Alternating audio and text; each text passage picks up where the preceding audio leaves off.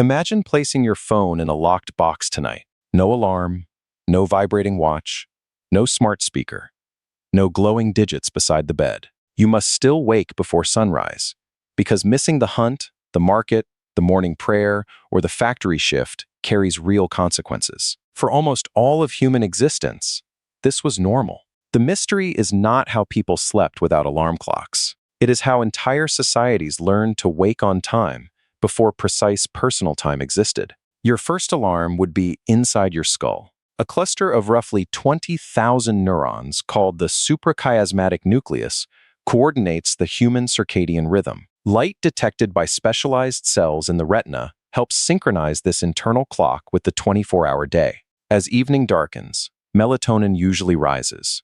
Toward morning, body temperature and alertness begin changing again. This clock is powerful, but imperfect. It can be shifted by artificial light, illness, travel, season, age, and habit. Without an external signal, you might wake near the intended hour, but not reliably at 6:17. People sleeping without electricity are not simply unconscious from sunset until dawn. A 2015 study of Hadza hunter-gatherers in Tanzania, San communities in southern Africa, and Tsimane forager horticulturalists in Bolivia found that participants generally fell asleep several hours after sunset and often awoke around or before sunrise.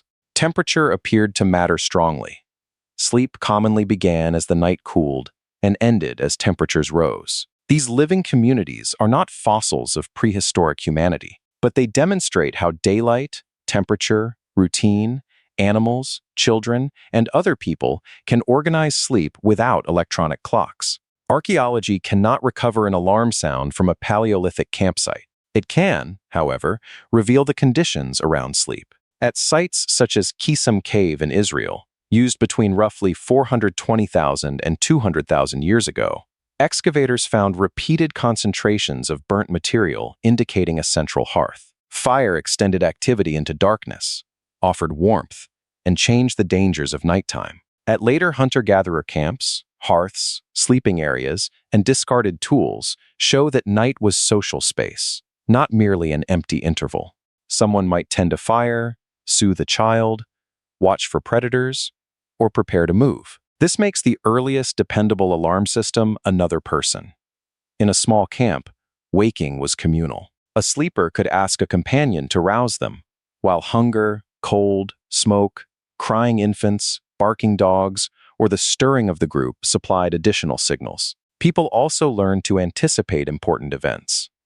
Modern experiments show that expectation can influence waking, although it is no guarantee. Long before clocks, intention worked together, with environmental cues and social responsibility. The need for more formal timekeeping intensified when societies became larger and work became coordinated. Farmers had seasonal calendars, but most daily tasks still followed visible conditions: first light, the length of shadows, the heat of midday, or the position of familiar stars. Roosters were useful but hardly precise.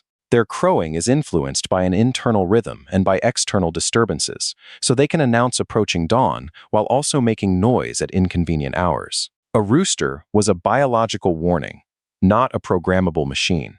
Ancient Egypt provides some of the clearest evidence for measuring hours at night. Tomb ceilings and astronomical texts preserve tables of stars known as decans, whose risings helped mark divisions of darkness. Priests needed this knowledge because temple rituals occurred at prescribed portions of the night. An alabaster water clock found at Karnak and inscribed for Pharaoh Amenhotep I in the 14th century BC used interior scales and a small outlet hole. As water drained, its level indicated passing hours, with different scales compensating for seasonal changes in night length. But the Karnak vessel did not ring beside anyone's bed. Someone had to inspect it. Precision, therefore, depended on wakeful specialists: priests, guards, servants, sailors, and watchmen. The clock measured time. A human delivered the alarm. This distinction ran through much of ancient history. A wealthy household could delegate waking to a servant. A military camp divided darkness into watches, ensuring that part of the group remained alert while others slept. The cheapest reliable alarm clock was a person who was already awake. Greek engineers pushed water clocks further. Simple clepsydras timed speeches in Athenian courts, and surviving ceramic examples show how controlled water flow could limit a speaker. In the 3rd century BC, Ctesibius of Alexandria designed sophisticated water-driven mechanisms. Vitruvius later described clocks using floats, gears, moving figures, and sound signals. Such machines demonstrate that ancient engineers understood how accumulated water could trigger a display or noise. Yet they were elaborate public or elite instruments, not mass-produced bedside devices. For most people, dawn, routine, and human summons still ruled. The Romans likewise organized night through collective signals. Military life required guards, watch rotations, and trumpet calls. Later writers, such as Vegetius, describe the use of musical signals to regulate camp duties. Forts excavated across the empire, including Vindolanda near Hadrian's Wall, preserved the tablets, equipment, and buildings of an intensely scheduled military community. A soldier did not need a private clock. He needed the duty roster, the sentry, and the unmistakable sound that moved an entire unit at once. After antiquity, religious communities made waking in darkness into a disciplined institution. The Rule of Saint Benedict, written in the 6th century, prescribed night offices and explicitly assigned responsibility for announcing the hour of worship. Medieval monasteries eventually used bells, whose sound carried across dormitories, fields, and surrounding settlements. The solution was again communal. One signal synchronized many bodies. In Islamic towns, the dawn call to prayer similarly made time audible, traditionally based on observing the first light rather than reading a modern clock face. Mechanical clocks transformed this system in medieval Europe, but not immediately at the bedside. From the late 13th and 14th centuries, large weight-driven clocks appeared in towers and civic buildings. Their bells mattered more than their faces, because many early clocks had no minute hand and ordinary listeners needed sound, not numerical precision. These machines announced prayers, markets, curfews, and working periods. Time was becoming mechanical, yet it still belonged to the church tower, monastery, or town rather than the individual sleeper. Domestic mechanical alarms remained expensive curiosities for centuries. Some early clocks used a setting pin or rotating dial to release a bell at a chosen hour, but they demanded skilled metalwork and regular winding. In 1787, the American clockmaker Levi Hutchins built an alarm clock that rang at 4 in the morning, the hour he wished to rise.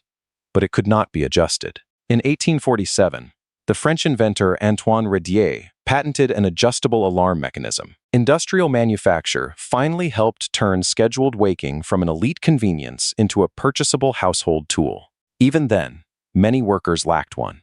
19th and early 20th century British industrial towns paid knocker-uppers walk the streets in the morning, tapping upper windows with long poles or firing dried peas through tubes. Photographs, newspaper reports, and census records document the occupation. Factory whistles and bells then gathered individuals into a single workday. The apparent precision of industrial life still depended on chains of wakefulness. Someone watched the clock, someone sounded the whistle, and someone knocked on the glass. Trying to live without a modern alarm clock would therefore reveal two different kinds of time. Your body follows light, temperature, fatigue, and habit. Society follows appointments, shifts, school timetables, and transport schedules.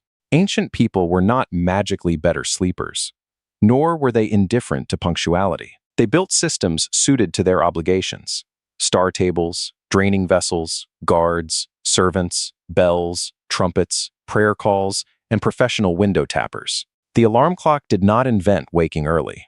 It privatized the task. What had once required the sun, a watchman, a priest, a soldier, a servant, or an entire community could now happen inside one small machine. Lock away that machine, and morning does not disappear. But you rediscover an older truth.